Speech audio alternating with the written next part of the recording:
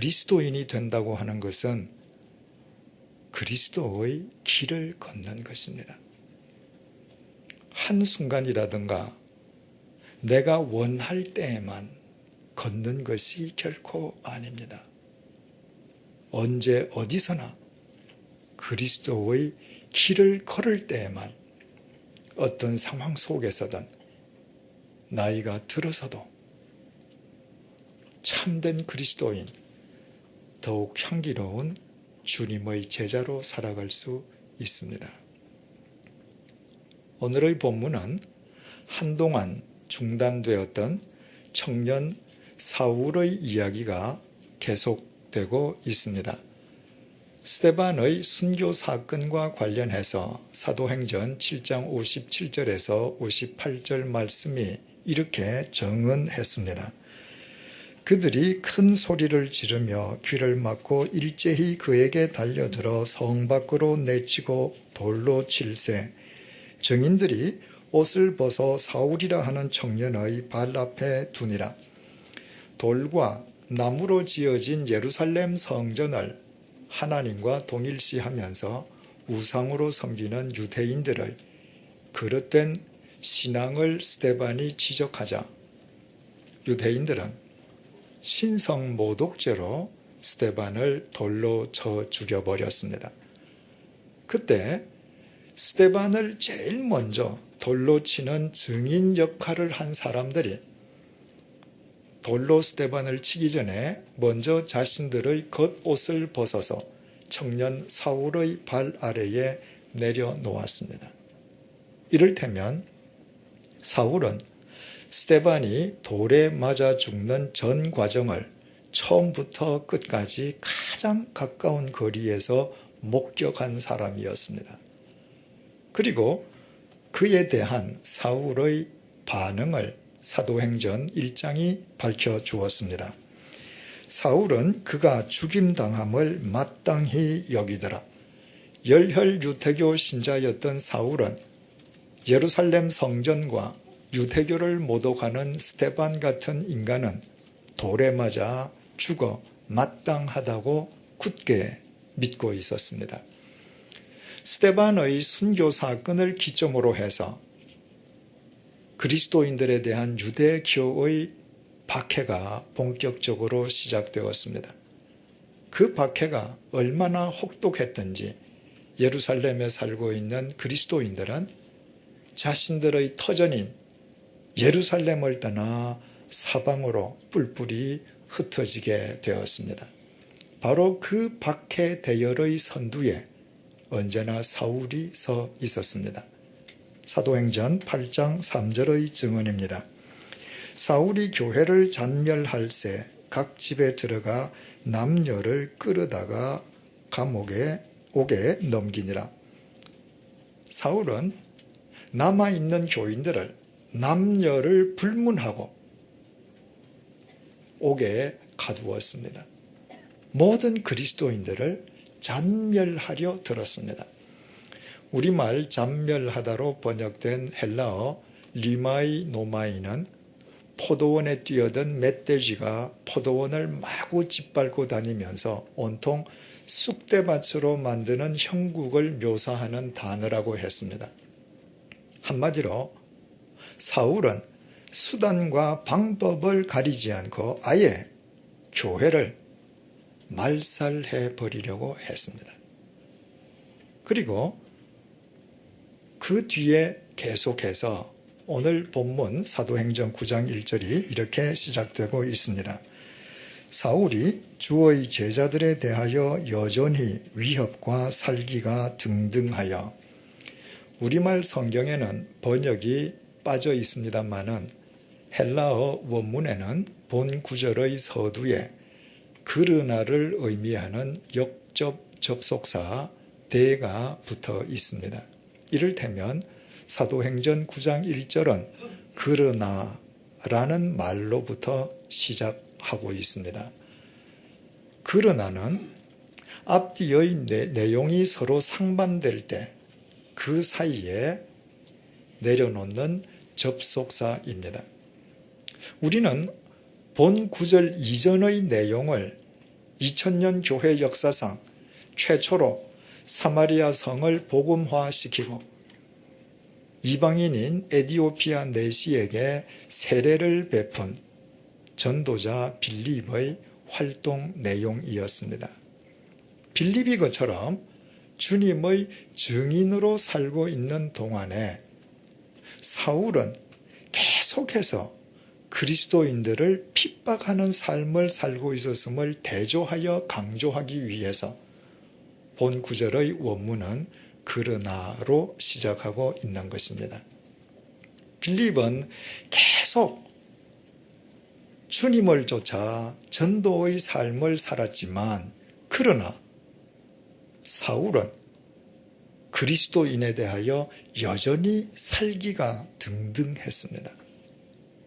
그가 그리스도인에 대하여 여전히 살기가 등등했다는 말은 스데반이 돌에 맞아 죽을 때에는 목격하기만 했던 사울이 그 이후에 교회를 잔멸하는 과정에서는 자기 손으로 그리스도인들을 돌로 쳐 죽이기도 했음을 의미하고 있습니다. 자기 손으로 사람을 돌로 쳐 죽였던 사람이 또다시 죽일 사람을 찾아다니고 있는 그의 얼굴 표정을 한번 머릿속에 그려보십시오. 마치 야수와도 같지 않겠습니까? 그 얼굴의 살기가 얼마나 등등했었는지 본문 1절부터 다시 한번 확인해 보겠습니다. 사울이 주의 제자들에 대하여 여전히 위협과 살기가 등등하여 대제사장에게 가서 다메섹 여러 회당에 가져갈 공문을 청하니 이는 만일 그 도를 따르는 사람을 만나면 남녀를 막론하고 결박하여 예루살렘으로 잡아오려 함이니라. 예루살렘에서 213km 떨어져 있는 다메섹, 즉 다마스쿠스는 오늘날 시리아의 수도입니다.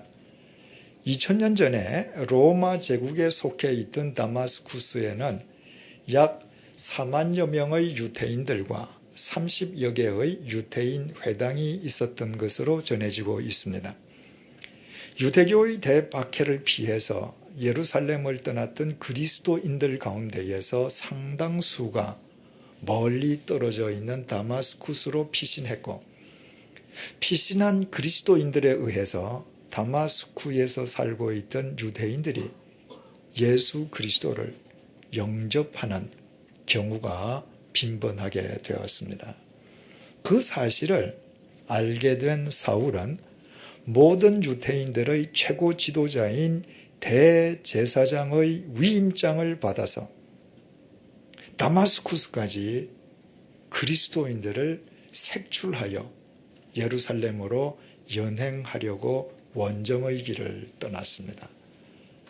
두말할 것도 없이 그리스도인들을 예루살렘으로 끌어와서 간단한 종교 재판을 거친 뒤에 죽여버리기 위함이었습니다. 이처럼 예루살렘에서 213km나 떨어져 있는 곳까지 그리스도인들을 잡으러 갈 정도였으니 그의 살기가 얼마나 등등했겠습니까? 단지 예수를 믿는다는 이유만으로 유대교인들에게 핍박당하고 삶의 터전을 버려야 하고 때로는 돌에 맞아 죽는 사람들이 생기고 예루살렘에서 머나먼 200km나 떨어져 있는 다마스쿠스까지 피신해서도 그들을 쫓는 원정대의 추격대로부터 그리스도인들은 자유로울 수 없었습니다. 당시의 그리스도인들이 그런 상황에서 예수를 믿는다라고 하는 것은 유대교인들 앞에 자신들의 생명을 내어놓는 것과 같은 일이었습니다. 중요한 것은 그와 같은 생명의 위협과 위험의 상황 속에서도 당시의 그리스도인들은 신앙을 지켰다는 사실입니다. 본문 1절은 그리스도인들을 주의 제자들이라고 표현하고 있습니다. 우리말 제자로 번역된 헬라어 마데테스는 배운다는 의미의 동사 만다노에서 파생된 단어로서 배우는 사람이라는 의미입니다. 우리말 제자와 똑같은 의미입니다. 학생이 선생님과 자신의 관계를 설명할 때 저는 아무개 선생님의 제자입니다 라고 말할 수 있습니다. 그러나 그런 식으로 표현하는 세상의 제자와 성경이 말하는 제자의 참된 의미는 근본적으로 다릅니다. 세상의 제자는 제자라고 해서 스승의 삶까지 본받지는 않습니다. 세상의 제자들은 스승으로부터 자신들이 필요로 하는 지식만을 전수받을 뿐입니다. 그래서 세상의 스승 가운데에는 제자들보다 도덕적으로나 윤리적으로 더 못한 사람들이 부지기수입니다. 하지만 주의 제자라 말할 때 그 제자의 의미는 본질적으로 다른 의미입니다. 본문 2절은 주의 제자를 가리켜 다시 그 도를 따르는 사람이라고 정의하고 있습니다. 도는 헬라어로 호도스, 즉 길을 의미합니다. 따라서 그 도를 따르는 사람은 그 길을 따르는 사람, 그 길을 걷는 사람이요. 그 길은 두말할 것도 없이 예수 그리스도의 길입니다. 예수님의 말씀을 배우고 학습하는 것만으로는 참된 주님의 제자, 참된 그리스도인이 될 수 없습니다. 참된 주님의 제자, 진정한 그리스도인은 언제 어디서나 예수 그리스도의 길을 걷는 사람입니다. 본문의 그리스도인들은 예수 그리스도의 길을 걸었다는 이유 때문에 혹독한 박해를 당했습니다. 예수 그리스도의 길을 계속하기 위하여 자신들의 삶의 터전을 떠나야만 했습니다. 예수 그리스도의 길을 걷다가 돌에 맞아 죽는 사람들도 있었습니다. 예수 그리스도의 길을 걷기 위해서 예루살렘에서 213km나 떨어져 있는 다마스쿠스까지 피신했지만 그들을 쫓는 원정대의 추격으로부터 자유로울 수는 없었습니다. 그렇다면 그들이 그 생명의 위협과 위험으로부터 벗어나는 지극히 간단한 방법이 있었습니다. 그 길을 버리는 것입니다. 그 길을 포기하면 됩니다. 그 길을 더 이상 걷지 않는 한 그들은 구태여 이리저리 삶의 터전을 옮겨 다닐 필요도 없고 죽음의 위협 속에서 가슴 졸이며 살 필요도 없었습니다. 그 뻔한 해답이 있음에도 불구하고 그들은 결코 그 길을 포기하지 않았습니다. 왜 그랬을까요? 어떻게 그것이 가능할 수 있었겠습니까? 모든 길에는 출발 지점과 과정과 도착 지점이 있기 마련입니다. 본문 속 그리스도인들이 예수 그리스도의 길을 걷는 출발 지점은 다 동일하지 않았습니다. 어떤 사람은 다른 사람보다 더 빨리 그 길을 시작한 사람도 있고 어떤 사람들은 타인에 비해 상대적으로 늦게 그 길에 합류한 사람들도 있었습니다. 이처럼 본문 속 그리스도인들이 예수 그리스도의 길을 시작하게 된 출발 지점은 다 달랐지만 그러나 그들은 모두 확신하는 것이 있었습니다. 그들이 그 길 위에 접어들어 그 길을 걷는 한 그들은 모두 반드시 동일한 도착 지점에 이르게 된다는 확신이었습니다.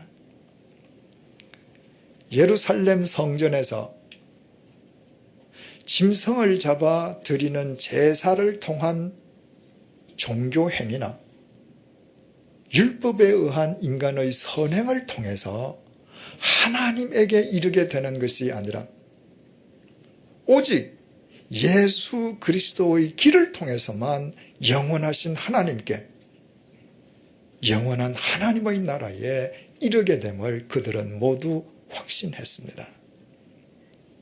이처럼 도착 지점에 대한 확신이 있었기에 그들은 그 도착 지점에 이르기까지의 과정 속에서 겪어야 할 고난과 박해와 죽음의 위협에도 아랑곳 없이 그 길을 고수할 수 있었습니다. 그 확신이 무엇으로부터, 누구로부터 비롯되었겠습니까? 말할 것도 없이 예수 그리스도에 대한 믿음으로 인함이었습니다. 예수님께서 말씀하셨습니다. 내가 곧 길이요 진리요 생명이니 나로 말미암지 않고는 아버지께로 올 자가 없느니라. 그들은 예수 그리스도의 길이 곧 진리의 길이요 생명의 길임을 확신했습니다. 하나님의 말씀이 육신을 입고 이 땅에 오신 분이 예수 그리스도이시기에 예수 그리스도의 길은 진리의 길임을 믿었습니다. 인간의 죄값을 대신 치르시기 위해서 십자가의 제물로 돌아가셨던 예수 그리스도께서 사흘째 되는 날 죽음을 깨트리시고 부활하셨기에 예수 그리스도의 길은 생명의 길임을 믿었습니다. 그러므로 예수 그리스도의 길만이 진리의 길이요 생명의 길인 그 길만이 영원하신 하나님께, 영원한 하나님의 나라에 이르게 됨을 믿어 의심치 않을 수 있었습니다. 그래서 그들은 그 길을 어떤 상황 속에서도 꿋꿋하게 걸어갈 수 있었습니다. 그 길을 걷는 과정에 죽음의 위협이 있다고 해서 살기 위해 그 길을 버리는 것은 사는 것 같지만 실은 영원히 죽는 것이요. 그 길을 걷다가 설령 죽는다 할지라도 그것은 영원히 사는 것임을 그들은 바르게 알고 있었던 것입니다. 하나님께서 잠언서 14장 12절을 통해서 이렇게 말씀하셨습니다. 어떤 길은 사람이 보기에 바르나 필경은 사망의 길이니라. 어떤 길이 사람 보기에는 바르고 옳고 멋지고 화려하게 보여도 필경은 사망의 길이라는 이 말씀을 뒤집어서 표현하면 어떤 길은 사람이 보기에 어리석고 미련하고 그릇되이 보이지만 필경은 생명의 길이 있다는 의미가 됩니다. 대제사장의 위임장을 소지한 사울은 머나먼 다마스쿠스에 있는 그리스도인들까지 연행하기 위해서 보무도 당당하게 다마스커스를 향해서 나아가고 있습니다. 그것은 사울에게는 자기 신념의 길이요, 자기 집념의 길이요, 자기 의지의 길이요, 자기 정의의 길이요, 유대교 내에서 자기 출세가 보장된 길처럼 보였지만 실제로는 사망의 길이었습니다. 하나님께서 그 사울을 사망의 길에서 불러내신 뒤에 사울은 그 이후로 일평생 동안 초지일관하게 예수 그리스도의 길만 걸었습니다. 그가 자신의 길을 예수 그리스도의 길로 바꾸고 그 길을 고수하느라 그는 세상으로부터 미련한 인간이라 조롱받고 모함받고 박해받고 고난당하고 죽음의 위협까지 당했습니다. 그러나 그는 그 길을 버리지 않았습니다. 그 또한 예수 그리스도의 길은 진리의 길이요 생명의 길이기에 그 길을 통해서만 영원하신 하나님께 영원한 하나님의 나라에 이르게 됨을 믿고 있었기 때문입니다. 그래서 나중에 사도 바울이 된 그는 고린도전서 1장 18절을 통해서 그리스도의 도가 그리스도의 길이 멸망하는 사람들에게는 미련한 것이요 구원받는 우리에게는 하나님의 능력이라고 고백했습니다. 그리고 과연 그가 믿었던 대로 그가 걷는 예수 그리스도의 길 위에서 그가 믿은 하나님의 능력에 의해 그는 영원한 사도로 세움받았고 그가 한 모든 말과 그가 쓴 글은 영원한 성경 말씀이 되었습니다. 만약 그가 계속해서 자기 길을 걸었다면 2000년 전에 그가 유대교 내에서 출세하고 한때 화려하게 살았을는지는 모르지만 그러나 2000년 전에 이미 한 줌의 흙으로 사라져버리고 말았을 것입니다. 그러나 그는 참수형을 당하기까지 예수 그리스도의 길을 고수했기에 참수형을 당하면서 모든 것을 잃는 것처럼 보여서나 실은 그는 예수 그리스도 안에서 세상과 생명을 동시에 얻었습니다. 잊지 마십시오. 세상은 사람이 세상을 떠난 뒤에 얻는 것입니다. 그러나 많은 사람들이 살아생전에 세상을 얻으려다 세상과 자기 생명을 동시에 잃어버립니다. 이런 의미에서 사도 바울은 위대한 승리자였습니다. 그는 세상을 떠난 뒤에 세상과 생명을 함께 얻었습니다. 하나님께서 오늘 이 시간에도 그를 세상을 살리기 위한 당신의 도구로 쓰시고 계시기 때문입니다.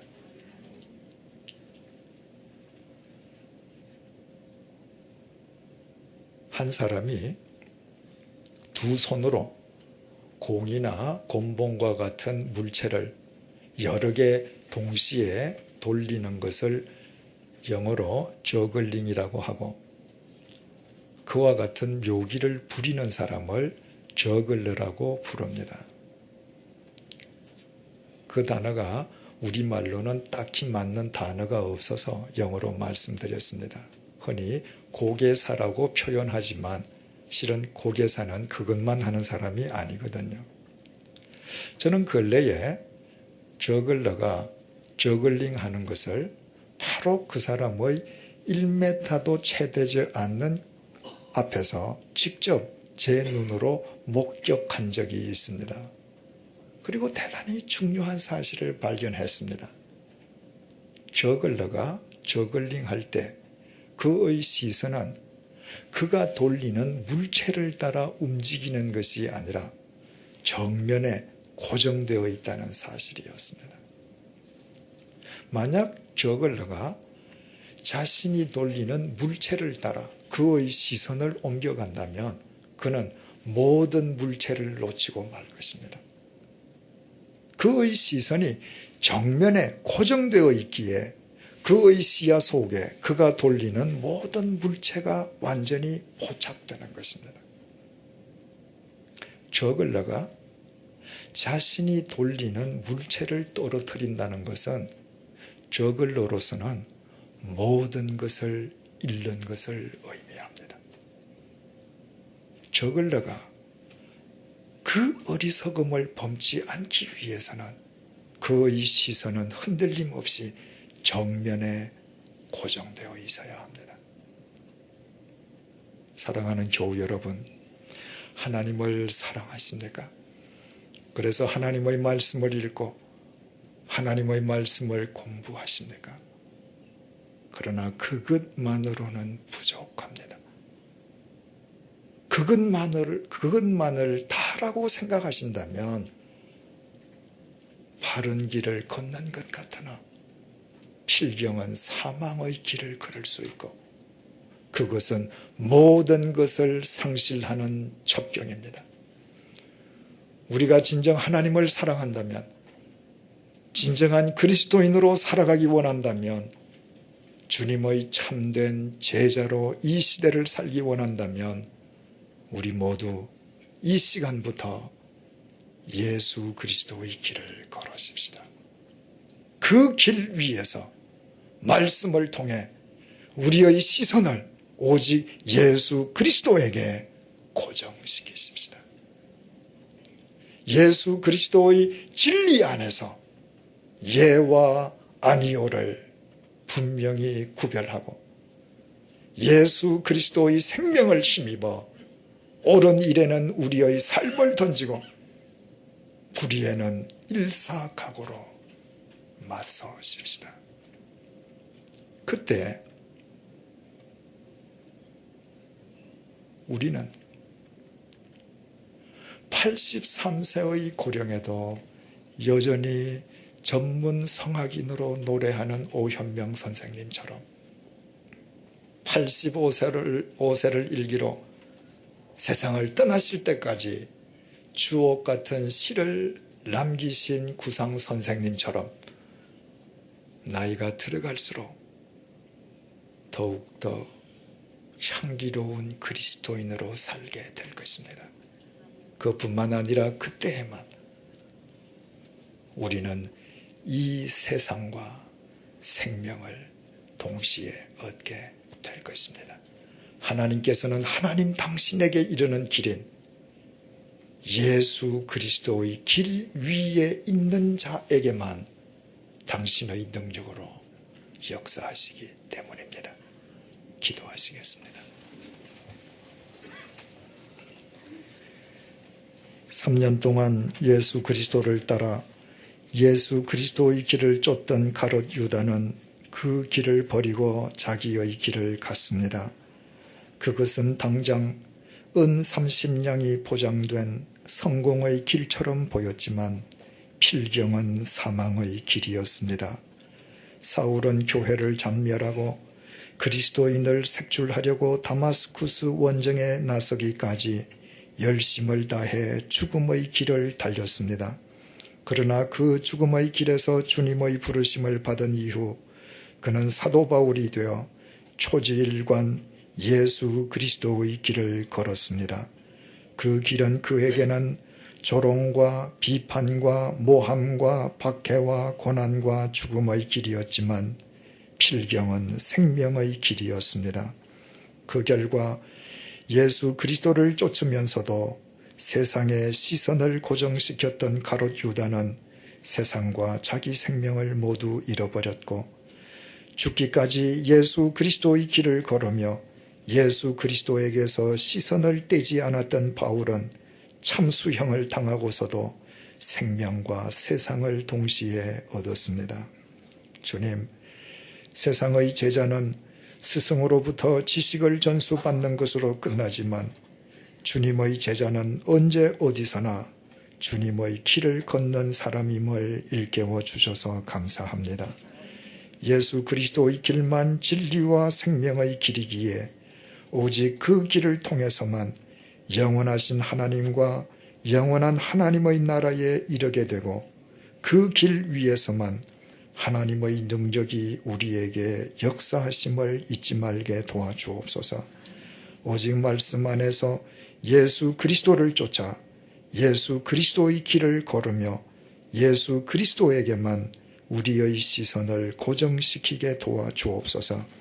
그리하여 날이 갈수록 우리의 삶이 원로 시인의 시와 원로 성악인의 찬양처럼 진리로 농익어가게 해주시고 세상을 떠난 뒤에도 사도 바울처럼 생명과 세상을 함께 얻게 하여 주옵소서. 예수님의 이름으로 기도드립니다. 아멘.